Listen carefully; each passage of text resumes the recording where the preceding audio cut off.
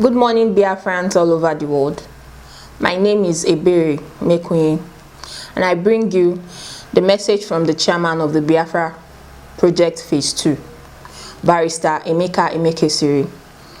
To all Biafrans who believe in the legal methodology of self-determination, consisting of the judicial, diplomatic, and political processes.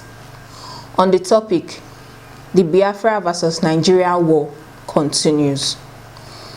With a sense of urgency, I wish to address all the Biafrans who believe in our cause and methodology in view of the circumstances prevailing now and the times and seasons we live in. Following the commencement of our current case in the Federal High Court between Biafra and Nigeria in the suit number FHC/EN/CS/103/2019. We have observed reaction from members of the public for which some responses are required. I want to draw important lessons from the scriptures of the Holy Bible in 1 Chronicles 12:32, where it is recorded about the team members who followed David as follows. And of the children of Issachar, which were men that had understanding of the times, to know what Israel ought to do, the heads of them were 200, and all their brethren were at their commandments. This single verse of the scriptures has profound meanings and secrets required by these Biafrans to overcome the challenges we face now in Nigeria and in all parts of the world. The question is, what shall we do now, considering the circumstances prevailing in the now? The President General of Ohaneze Igbo, Chief Barrister John Nneawodu, who under the customary law is actually the President General of the Igbo nation, has addressed the Igbo nation and commanded the Igbo people to rise up and defend themselves, as the federal government has failed to protect us. He has said it all in a proverb which only the wise can understand. The order has been given by the President General of the Igbo nation. The Igbo people, rise up and defend yourselves. I was surprised to listen to a video record by Chief Ralph Uwazurike condemning the statement of our President General for responding to the little Fulani boy's threats and commanding us to defend ourselves. Uwazurike questioned the President General.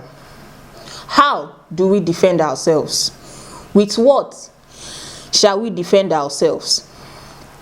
I am surprised that Ralph Uwazurike could ask these questions in public to ridicule and whittle down the order given by our President General. The order has been given.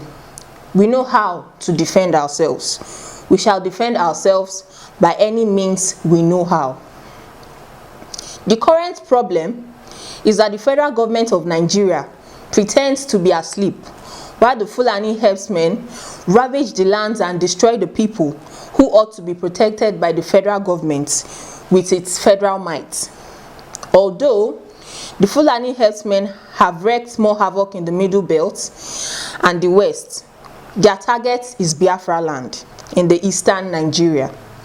The Muslim jihadists transformed themselves from Boko Haram to Fulani herdsmen, massacring the people with impunity and taking over their lands. And the federal government of Nigeria is not able to arrest and prosecute any one of them. In fact, the federal government of Nigeria has made plans to acquire lands for them in states of the federation to settle down with their families and do their cattle business. Where does the Constitution of Nigeria empower the federal government to finance the private businesses of cattle rearers? What an arrogant misuse and abuse of the executive power. The Fulani jihadists are deluded in thinking that the coalition of the people of the Middle Belt, Southwest, and South-South, who ganged up with them to fight against the Biafrans in 1967 to 1970, shall help them again. This is a religious war, disguised with the cloaks of politics of rural settlements and cattle colony. They deceived the Christians of the Middle Belt to fight against the Christians of Biafra land. The people who fought the war for the Nigerian government against Biafra were mostly the Christians from the Middle Belt and Yoruba land.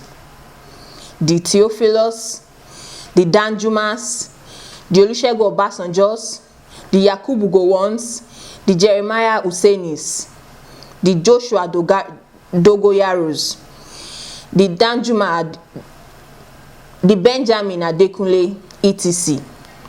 All supported and armed to the teeth by the Great Britain, the headquarters of the Reformed Christianity, the headquarters of the Church of England, the church that gave us the King James Version of the Holy Bible, the defender of the Christian faith, the land that produced the Great Britain, the great Christian missionaries that brought Christianity to Biafra land. It cannot happen again. The Fulani jihadists must understand that the times have changed and the eyes of the indigenous people of the land are now open. The Biafrans saw the Islamization agenda in 1967, but the rest of the country did not see it. They must understand that this is no longer the war of 1967. Let this sink into the heads of the Nigerian leaders and the Nigerian DSS policemen who have refused to arrest and prosecute the Fulani terrorists. When the war which the Fulani herdsmen are brewing shall start, it will signify the end of Nigeria. The Igbo people shall not start the war, but we shall fight when it starts. We are not afraid of war. We have passed through the fires of death before and do not fear death anymore. We are the most daring human beings the Fulani have never been able to understand. We may appear unprepared for war, but let the Fulani jihadists start the war and see the end. They have given the federal government a 30-day ultimatum to implement the rural settlement policy or they start the war. We pray that the 30 days should elapse quickly and let the action start. If the Fulani jihadists start the war, the Igbo people in the north shall fight in the north and overrun the north.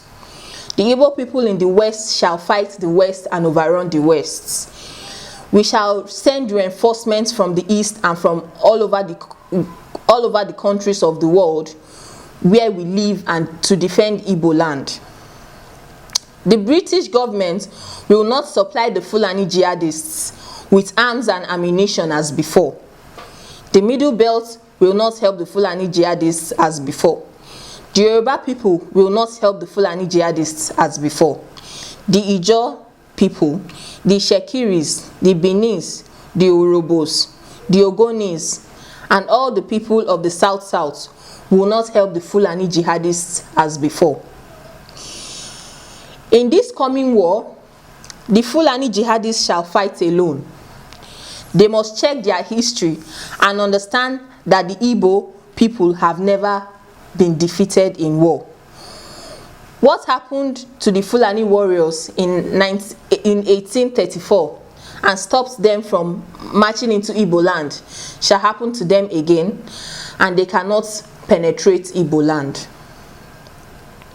The war between Biafra and Nigeria did not end in 1970. What ended was the war of arms and ammunition. The federal government of Nigeria, under the control of the Fulani oligarchy, has continued the war against the Biafrans in different forms. For instance, in 1979, being 9 years after the wars of arms and ammunition, the federal government promulgated the Abandoned Property Act of 1979 and seized and confiscated all the properties, money, assets, and treasures belonging to the Biafrans. They used Brother Olusegun Obasanjo to sign the law and do their dirty job for them. The Nigerian government has continued to marginalize and discriminate against the Biafrans up to this day. If you are one of those who have understanding of the times to know what the Biafrans people ought to do, you must have understood that the freedom we seek is quite complex and multidimensional. We have considered all the circumstances in the round and preferred the best solution for Nigeria. We have considered not only our own interests, but also the interests of our neighbors and friends in the international community. Our prayer, number 7, in the ongoing case between Biafra and Nigeria, in the suit number FHC/EN/CS/103/2019, is as follows. An order affirming the Memorandum of Ohaneze Igbo, dated 28 June 2012, submitted at the National Assembly for the restructuring of Nigeria into 6 autonomous self-governing regions, namely the Southeast, the Southwest, the South-South, the Northeast, the Northwest, and the North Central, as a manifestation of the will of the people in the exercise of their right to self-determination, and compelling the defendants to present an executive bill to the National Assembly for a law granting autonomy and self-governing status to the 6 geopolitical zones in Nigeria. Or in the alternative, in the role of the judiciary as the last hope of directing the defendants to present an executive bill to the National Assembly for a law dissolving Nigeria in peace along the compatible ethnic groups, instead of allowing the country to break down in bloodshed. This is a panacea of the Nigerian problems. In simple language, let every region become autonomous and govern itself in the one Nigeria.